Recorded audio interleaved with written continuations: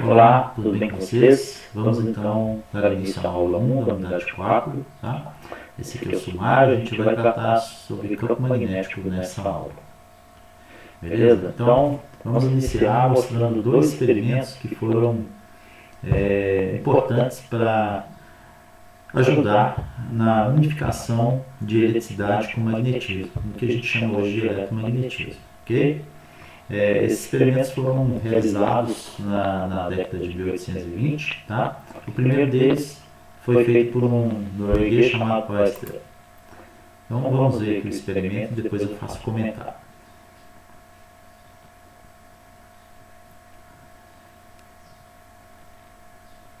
Para ajudar a entender, esse experimento consiste de uma barra imantada e um fio onde passa a corrente. Então, olha só, quando ele aproxima esse fio que passa a corrente está nessa direção, a barra imantada ela se alinha perpendicularmente à corrente que passa no fio. Ok? Repetindo. Então, isso indica o seguinte, né, que a corrente passando no fio foi capaz de gerar um campo magnético. Porque se você tem uma barra imantada com uma agulha de um ímã, ela se alinha com o campo magnético. E esse alinhamento, vocês veem que ele é perpendicular, perpendicular à corrente, à direção da corrente que está passando no fio, ok? Então, beleza. O que esse experimento, então, mostrou? Que as cargas elétricas em movimento, né, que é a corrente, geram campos magnéticos, ok?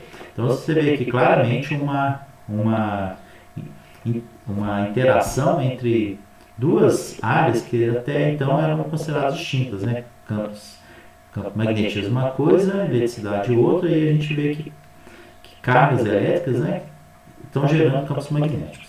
Agora eu vou mostrar o segundo experimento, que é o de Ampère.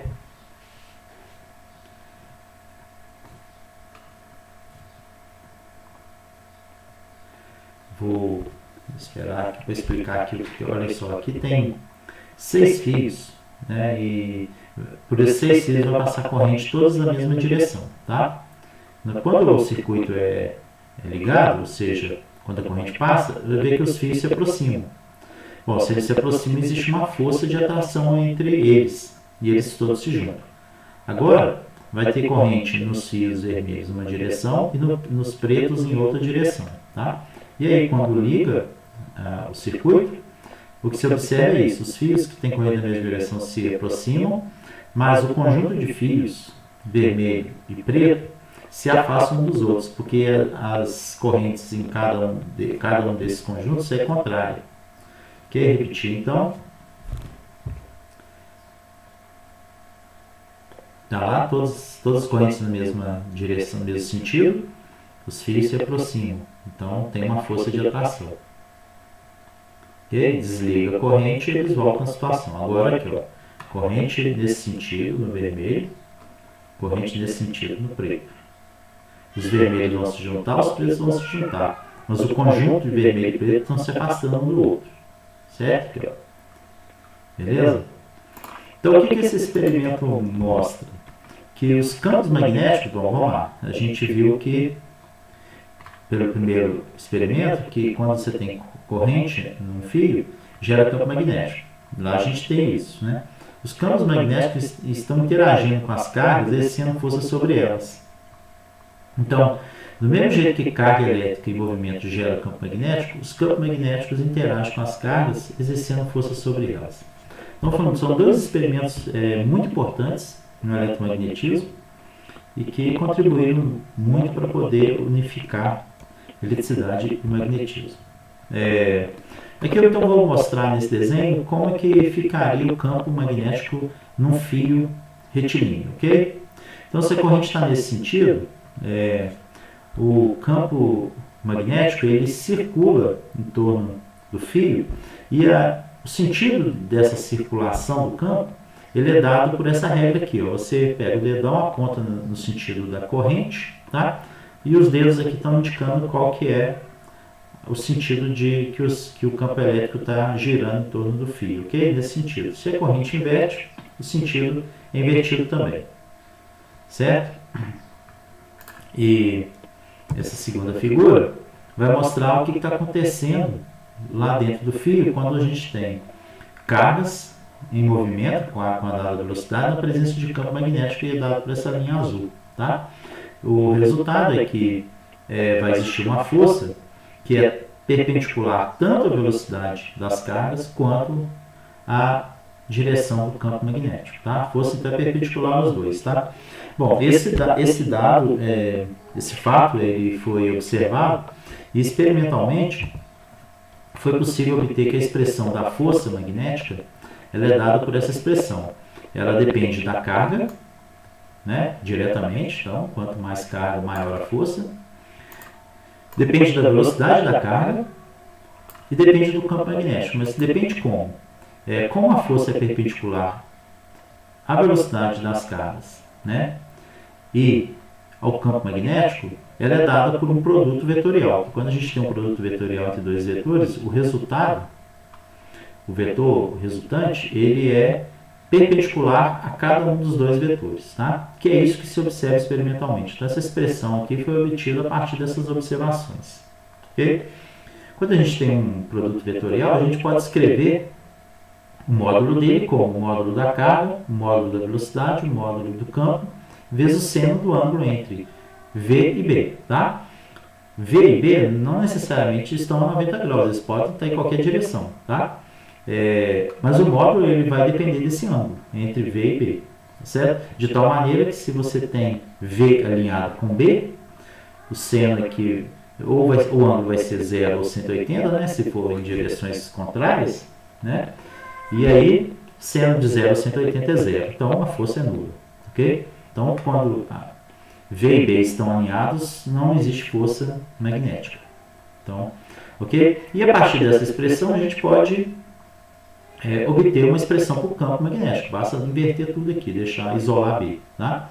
Então, o campo magnético a gente pode obter com a força dividida pelo produto da carga vezes a velocidade dela. Okay? A unidade de campo magnético é o Tesla, que a gente usa a letra T maiúsculo. Tesla é em homenagem a Nikola Tesla, que foi muito importante no início do eletromagnetismo. E o que ela é? Ela, na realidade, é uma unidade de força dividida por uma de carga, que é Coulomb, por uma de velocidade, que é metro segundo. Tá? A força sendo Newton. Okay? Então, Newton por Coulomb metro segundo a gente chama de Tesla. Certo? O campo de um Tesla ele é muito grande. Tá? Para vocês terem ideia, o campo magnético da Terra ele é em torno de 10 a menos 4, 10 a menos 5 Tesla. Então, 10 a menos 5 Tesla. É um campo pequeno, mas que a gente mede, ou pelo menos a gente observa facilmente com uma agulha, né, de uma bússola. Ok? Vou falar um pouco agora sobre essa matemática de produto vetorial. Tá?